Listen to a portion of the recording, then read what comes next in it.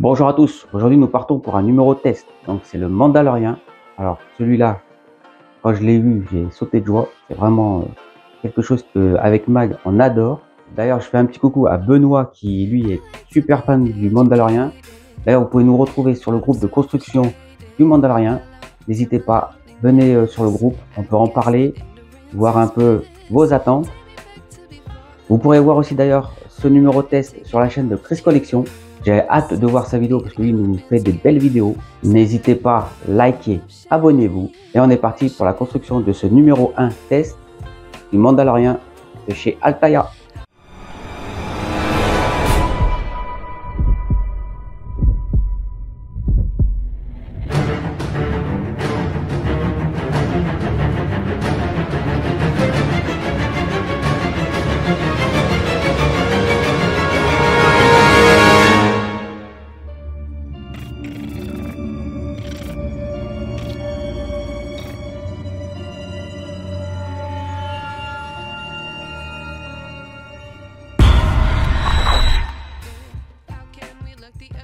Alors, on est parti pour découvrir ce numéro 1. Donc, c'est bien un test.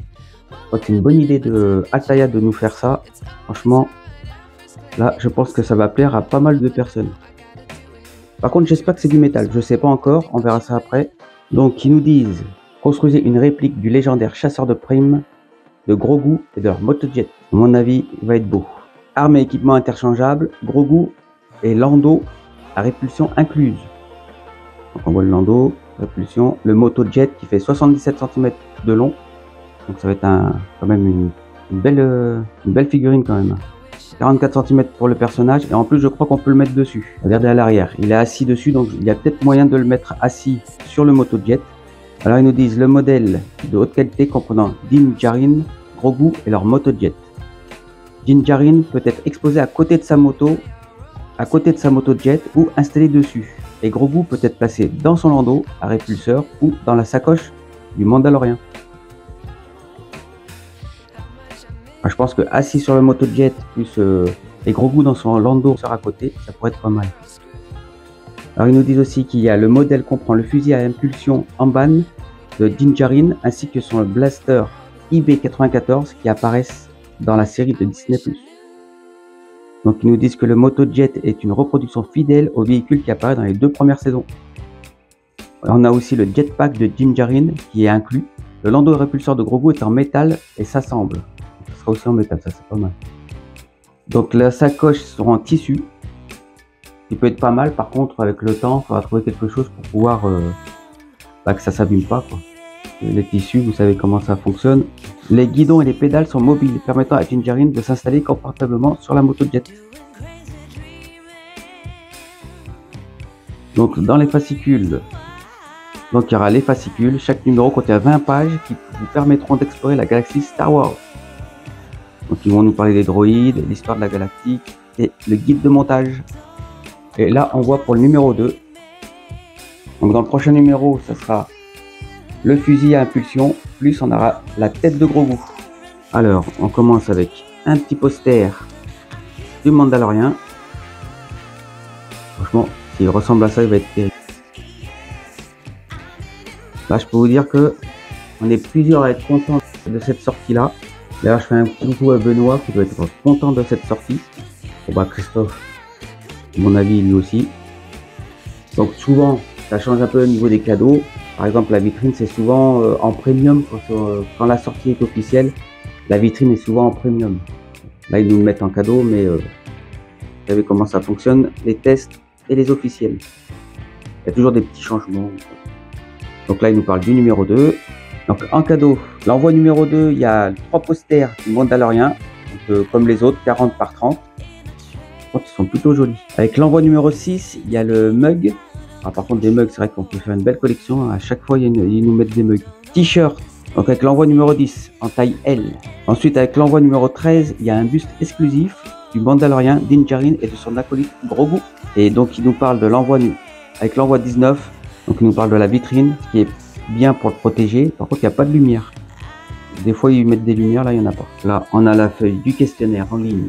Comme à chaque fois, je vais scanner ça pour vous faire des belles photos si vous voulez le remplir. Et n'hésitez pas, à la fin vous pouvez noter, comme quoi vous avez vu sur la chaîne de Fab Group. Construisez ces superbes répliques du légendaire chasseur de primes, de gros goût et de leur motojet 712 AVA. Le Mandalorian peut se tenir debout ou chevaucher sa motojet et gros goût peut être placé dans son landau à répulseur ou dans la sacoche de Dinjarin, permettant de nombreuses configurations d'exposition. D'ailleurs, dites-moi dans les commentaires dans quelle position vous le mettrez. Moi, j'ai bien envie de le mettre comme ça, mais pour le gros goût dans son landau répulseur à côté. Donc le casque, très réaliste, le casque dont l'aspect caractéristique des Mandaloriens est fait de pièces en métal moulé, c'est bien c'est du métal. Les éléments sur le côté droit peuvent être remplacés par un accessoire lumineux. Le gantelet, un détail lumineux orne l'avant-bras droit et d'autres effets lumineux simulent le lance-flamme. Le modèle est également équipé d'un lance-grappin qui se fixe sur l'avant-bras, donc il y aura un petit peu de lumière.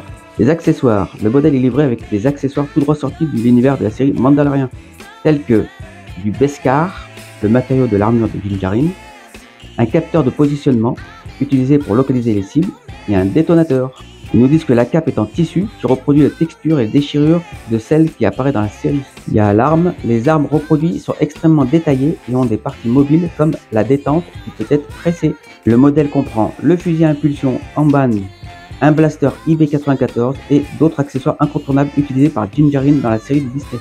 D'ailleurs, on voit même le sabre noir.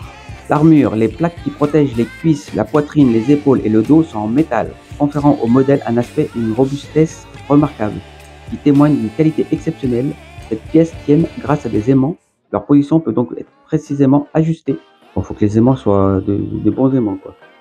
Pour les mains, donc plusieurs types de mains de rechange sont fournis grâce à leur forme réaliste. Le modèle peut tenir une arme ou saisir les poignées de sa motojet. Bon, je pense qu'il va tenir d'une main la motojet et de l'autre une arme. Ça pourrait être pas mal. Le jetpack du Mandalorian est également inclus. Par contre, ils ne nous disent pas s'il est en métal ou plastique. En métal, ça pourrait peut-être faire lourd dans le dos. Donc, ils nous disent une grande taille de 43 cm. Bon, au début, je m'étais dit 43 cm, ça fait pas, par rapport à ce qui nous sort d'habitude de 60 cm, ça fait pas grand. Mais quand on voit que la motojet fait 77 cm de long, ça va faire quand même pas mal. Alors, gros goût, c'est un enfant de 50 ans, sensible à la force et qui a grandi dans le temple Jedi de Coruscant. Le landau à répulseur gros goût peut être placé dans son petit véhicule qui peut être fixé sur un support spécial à l'aide d'aimants fournis. Oreilles, 3 paires interchangeables sont fournies pour donner à gros goût des expressions différentes. Donc c'est pas mal, donc il y a plusieurs mains, plusieurs oreilles. Donc déjà ce ne sera pas des mains qui bougent. On sait déjà que ce sera des mains fixes. Sac en bandoulière, gros goût rentre parfaitement dans le sac de Dinjarin. Cette motojet 711 AVA construit est une réplique fidèle du véhicule qui apparaît dans la série. Donc les sacoches sont en tissu, les guidons et les pédales sont mobiles pour permettre d'installer facilement Dinjarin sur la motojet. Donc là ils nous disent l'avant, l'arrière, le côté, 77 cm de long, c'est plutôt joli 77 cm de long. On voit par rapport à l'Ecto One qui fait 80 cm, ça fera quasiment la taille de l'Ecto One ou la Mustang Shelby qui fait aussi dans les 80 cm. Une base permettant d'exposer le Mandalorian gros goût et le motojet est fournie en supplément. Dinjarin peut se tenir debout ou chevaucher sa motojet et gros goût peut être placé dans son landau à répulseur ou dans le sac de Mando. Les configurations d'exposition sont presque infinies. Ouais, n'hésitez pas à me dire dans les commentaires dans quelle position vous pensez le mettre. On est parti pour le numéro 1, Dinjarin. Une fois devenu un Mandalorian, Djarin ne retirera jamais son casque devant qui que ce soit. Les casques des Mandaloriens tombaient sur Navarro. Là, le crâne cornu de Mythosaur devint l'un des symboles du Mandalorian. Là, il nous parle, lors d'une attaque sur leur ville natale, les parents de Djarin cachèrent leur fils pour lui sauver la vie. Ah, cette photo, elle est belle. Celle-ci, elle est magnifique. D'ailleurs, cette photo, elle est magnifique. Ils auraient pu la mettre en poster. Bon, on voit qu'il y en a un qui est presque pareil. On va avoir une belle des fois. Rien que là, quand je vois, celles-ci, elles vont finir au mur. Mais celle-ci, super. Donc là, il nous parle du costume de Mando. J'ai cherché à créer une atmosphère médiévale, un style viking, quelque chose qui semblait un peu plus ancien et peut-être même archaïque. Le gros casque de Mando. D'ailleurs, je sais que Chris Collection sur sa chaîne a fait l'unboxing du casque de Mandalorian. Donc si vous voulez le voir, n'hésitez pas, allez-y. On est parti pour construire donc le casque et le canon du fusil. Alors c'est bien du métal. Ce qui est pas mal, c'est qu'ils ont bloqué donc l'arrière du casque sur le plastique avec le petit fil là qui permet au casque de ne pas bouger et de ne pas s'abîmer. On est parti.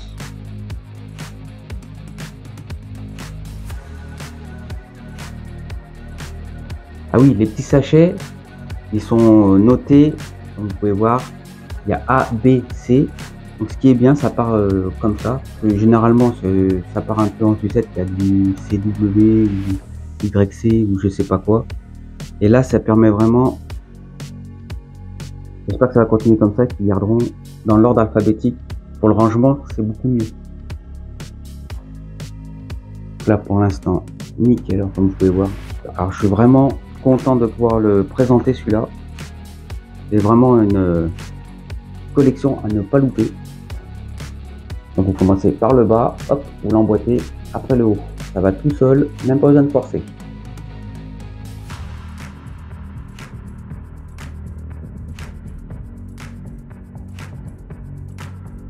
Bon, bien sûr, comme dans tous les numéros 1, généralement, il y a le petit tournevis qui va avec.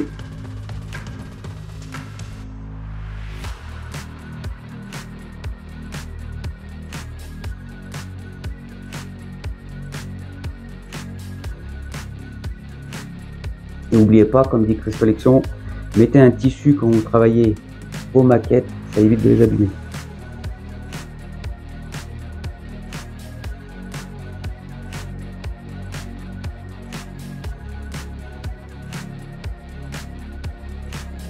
Alors quand vous vissez métal avec métal, vous avez une vis à mettre, vous pouvez mettre un petit peu d'huile, c'est pas plus mal. Donc ça c'est plastique. Plastique aussi. Encore du plastique. Donc en métal il y a le devant et le casque. Sinon le reste, les petits bouts, c'est que du plastique. Par contre, dommage, j'aurais pu mettre le deuxième de ce côté, ça aurait fait pas mal. Là, on va construire l'électro-baïonnette.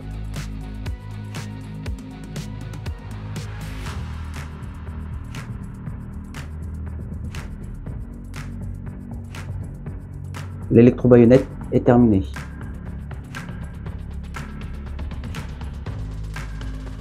Donc là, on a fini le numéro 1.